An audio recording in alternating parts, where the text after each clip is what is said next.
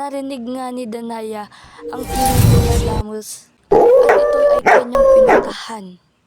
At nagkita sila Danaya at Pirena at sila ay nagtunggalisan. At ito ay sabi ni Pirena ngunit hindi nagpatalo si Danaya at sila pa rin ay nagtunggalisan hanggat nakuha ni Danaya ang kapangyarihan ni Adamus na kanyang pagtinig at ito ay kanya ginamit kay Pirena.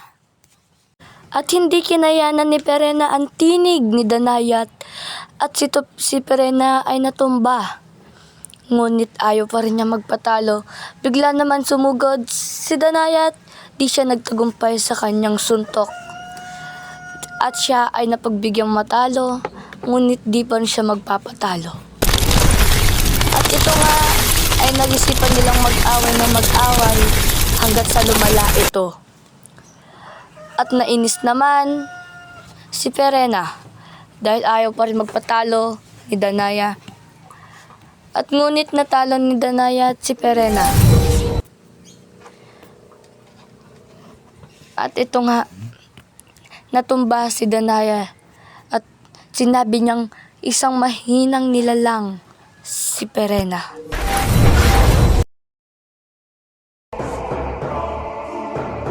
At naisipan na nga ni Cassiopeia na hatiin ng 4 na brilyante